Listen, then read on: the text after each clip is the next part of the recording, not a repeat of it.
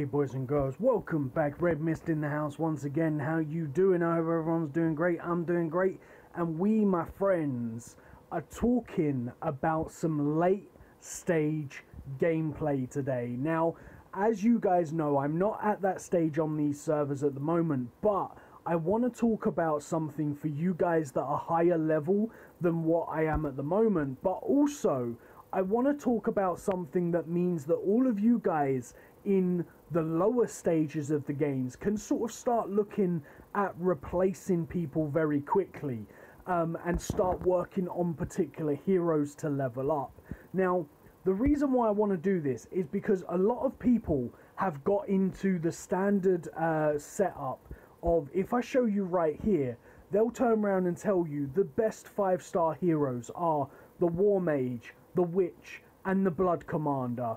And then when it comes to the 6-star heroes, they'll be like, right, well, you need the King, the Blood Axe Lord, the Arno, or something like that. Like, it's pretty crazy. There's only a few certain heroes, like I can show you here, there's only a few certain heroes that people will really use. So Arno is probably the #1 hero that people will use when it comes to damage. Everyone knows that. Let me just plug this in real quick because we need some more damage. Now, the Monkey King is probably, again, another really heavy-hitting 6-star hero that a lot of people will bring because of, obviously, he does a lot of damage. The King of Blood, again, a lot of damage. The Blood Axe Lord, a lot of damage and healing capability.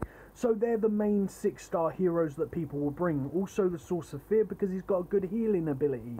Now, when it comes to all the other 6-star heroes, there isn't really many that you'll bring unless it is your own personal preference that you enjoy that particular hero. Now, when it comes to 5-star heroes, people will turn around and say none of them. The only ones you'll want to bring will be the War Mage and the Witch. Now, the reason why people do this is because of the fact of the Witch has her skill #2, because of the fact that she stuns people, and then you have the War Mage, who is going to increase the rage and give everyone more attack speed, and then you've also got the Blood Commander, who again is going to increase rage and give you attack power.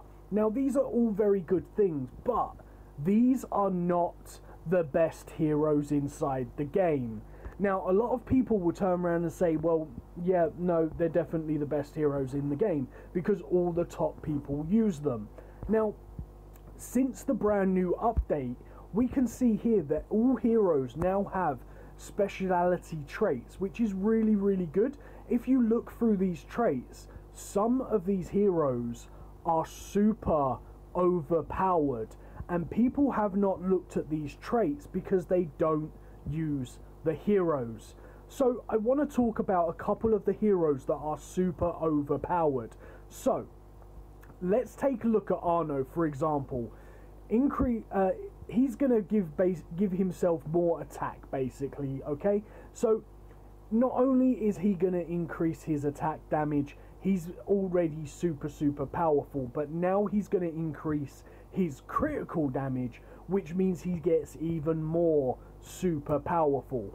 So everyone's going to think, okay, well, that's no surprise. Arno's going to make himself stronger. He's the most OP damage in the game. Whoopie-doo. But if we take a look at other heroes that aren't so used or aren't so powerful, they have become a lot more powerful. So, for example, the Demon Dragon, probably one of the worst 6-star heroes you can use. But look at what he does. Explodes after death, deals 2000% of self-attack plus 20% self-magic attack to the killer. So for example, if an Arno is going to go and kill the Demon Dragon, not only is he going to take 2000% of self-attack damage, he's also going to take 20% of self-max HP. So, to sum this up, guys, if he has 100 HP, he will take 20 damage. if he has 20 million damage HP, he will take 20,000 damage, or 200,000 damage, whatever. I don't know. Maths, don't know. Whatever. But this is a lot of damage just from the 20% self-damage attack. And then on top of that 20% max HP damage, he's going to deal an extra 2,000% self-attack as well. This is a crazy amount of damage if the demon dragon gets killed. So he can pretty much almost one-shot an enemy. If he gets killed, it's pretty much causing suicide for the person that kills him. This is a lot of damage, so he automatically becomes a super powerful hero to have in your team, because not only does he cause the knockdown that he would normally do anyway, if he gets killed, he's gonna create a ton of damage. Then we have someone like the Snow Ice Lord.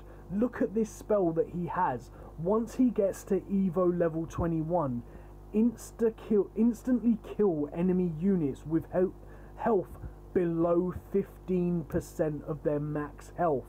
This is crazy. Everybody knows how strong Reaper's Scythe is. If you remember rightly, the Snow Ice Lord attacks both heroes in the back. So if both heroes in the back line are below 15% health, he will instantly kill them both. This is crazy.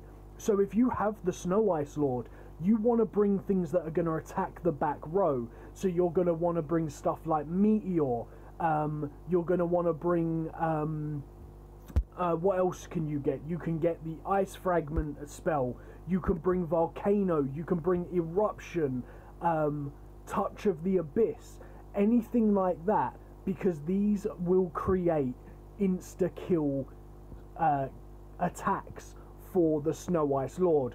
Really, really powerful hero now. All because of that stat. And what you've got to bear in mind as well, guys, is this is once he is an Evo level 21. So on top of that, if we take a look at his previews, you can see that if we take a look, once he gets to Evo 14, he's going to deal 1200% damage to the enemy target in the rear row with 100% chance to deal the damage. So at Evo 14, he's going to be dealing 1200% damage to the enemy. But we can go one stage further than that, because until he gets this instant kill skill, he's got to be Evo 21, which means that he's also going to get the benefit from being an Evo 18. So you can see here, deals 150 damage to the enemy target in the rear row, 40% chance to freeze the target for 2 seconds, increasing the damage of to that frozen target for this damage. Now this is a bonus to his first skill. If you look at his first skill as standard, he does 100% damage. So once he gets to level 18, he's going to be doing 150 damage instead of 100 damage. This is crazy. And then if we take a look further down a little bit more, there isn't too much more, but once he gets to Evo 19, he's going to have more armor, and he's also going to have a damage deduction of 40%, making himself even more tanky.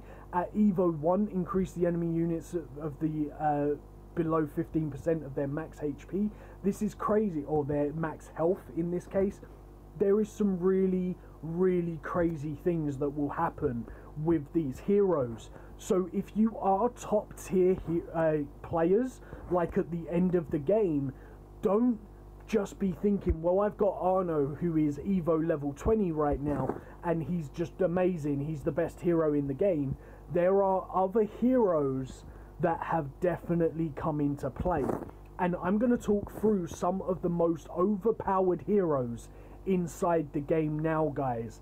And that, it may surprise you guys, but the three main overpowered heroes are 5-star heroes, and you can see them all on the screen right now.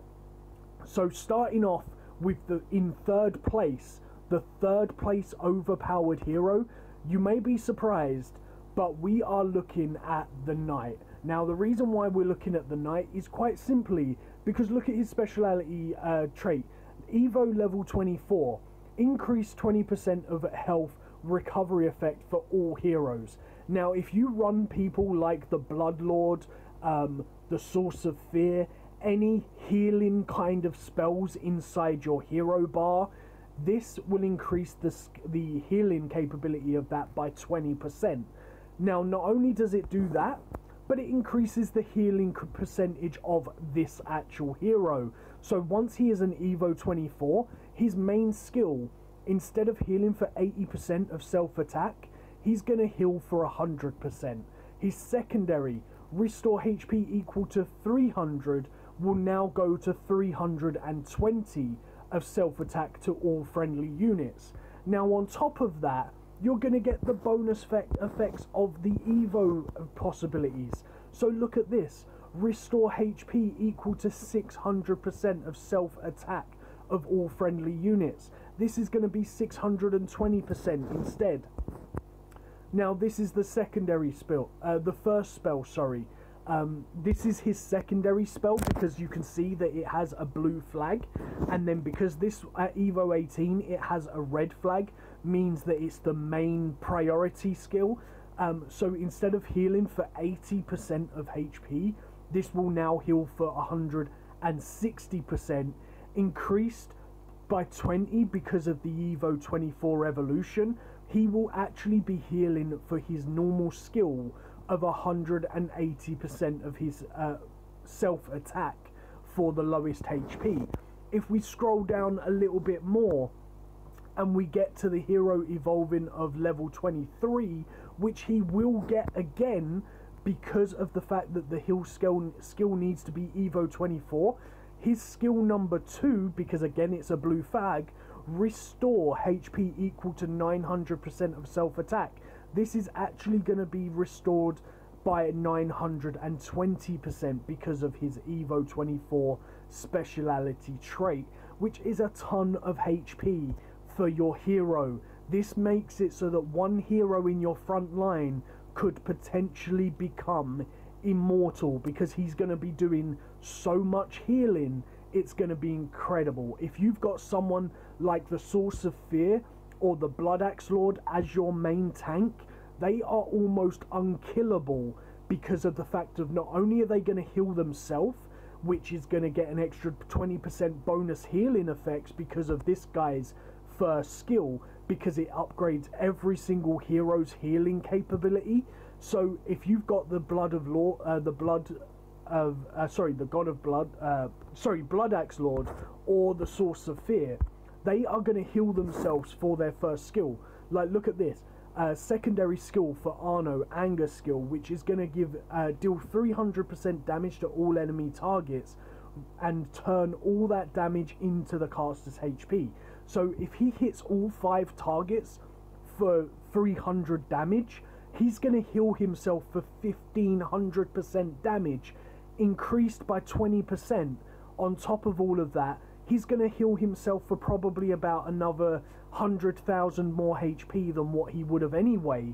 And then if he's your tank, healing himself, added by the Knight's healing as well, he's going to be almost unkillable because of these new spells. This is absolutely crazy. Absolutely crazy. Now, the second most overpowered hero inside the game is one of the very first heroes we get in the game, and that is the Hell Rider. So if we take a look at his skills first down the bottom, deal 700% damage to a single target. Not that great. Deal 500% damage to the enemy target in the front row and turn all that damage into the caster's HP. So again, he's going to heal himself up, making it harder for him to die. On top of that, his evolving skills are going to increase. So look at this. Deal 1000% damage to the enemy target. So he's going to heal himself for double the amount of healing once he is a level 14. Now, once he goes to being an Evo 18, he's going to do a little bit more damage. But once he goes to the Evo 23, he is going to be doing a ton of healing. He's going to hit like a truck, and he's going to heal like a god. And then on top of that, when you reach level 24, my friends, we get the most overpowered spell or one of the most overpowered spells inside the game. Speciality recovers full HP immediately when receiving a death blow. That means the second this guy dies, he brings himself back to life with full HP. So if you set this guy up to be full defensive, in other words, as much HP as you possibly can, as much defense capability as you can against magical and physical damage, dodge rate up as high as you can, crit resistance, crit damage resistance, all of that, make him as tanky as he can be, he will become one of the best tanks inside the game. Because when they finally manage to kill him, after they get through all of his healing capabilities, after they get through all of your hero's defensive capabilities, so if you're running things like ward spell to negate damage, the stone skin to negate even more damage, elemental heal to heal your troops, anything like that, once they finally manage to kill this guy, he will revive with full HP, and they will have to kill him all over again. One of the most overpowered spells. But we are talking Evo level 24, sorry. So this is a later stage end of the game, and this is why you need to work on them from the very beginning. Make sure you're looking at these heroes. Now, for my number one most overpowered hero inside the game, and this is actually a common hero, guys, and that is the Holy Mage. Now, a lot of people really underestimate the Holy Mage because of the fact that everyone kind of looks at her and they think, no, we're not going to take the Holy Mage, we're going to take the Witch. Now, the reason why I say the Witch isn't good or better than her once they're all at level 25 is because if you look at the Witch, her standard secondary skill is going to stun. Yeah, that's a really good spell. It's going to stun the enemy target for 4 seconds. Now, as we move down the line here, we can see that eventually, once she gets up to level 23, she's going to stun the enemy for 10 seconds, which is an amazing skill to have, but it's not the best. So, I hear you asking, why is the Holy Mage better than the Witch? And I'm going to tell you, because of this. Look at the Holy Mage's skills. So she's going to give you the rage the same as the Witch is going to give you, but her secondary skill is why at level 24 she is going to become better than any other 5-star hero in the game. So if we take a look at this, she is going to create ward of a lower level than what we can cast it. So she's going to provide 50% damage reduction, okay? Which is great. But as we move down the bottom here, you can see down here, she's going to increase 80% damage, up to 80% damage taken reduction. So instead of reducing 50%, she's going to reduce 80% once she's at Evo level 14. Now, if we scroll down a little bit more, at Evo 18, she's going to give one random hero 75 HP. This is, 75 rage, which is exactly the same as what the War Mage does and also what the Witch does. And I also believe it's exactly the same as what the Blood Commander does as well. But if we scroll down a little bit further, at Evo level 23, she's going to decrease 120% damage taken for all friendly units. And considering that if you have the War Mage in your team, she will have her skill number 2 up all the time, decreasing 120% damage. Now that isn't just on standard attacks, that is also on crit damage. So crit damage is reduced by 120% and all of that kind of stuff, which is really, really good. And this spell will stack with every other damage reduction spell that you have.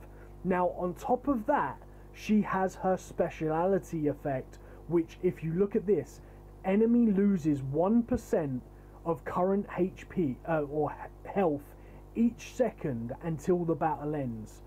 Don't work on world bosses.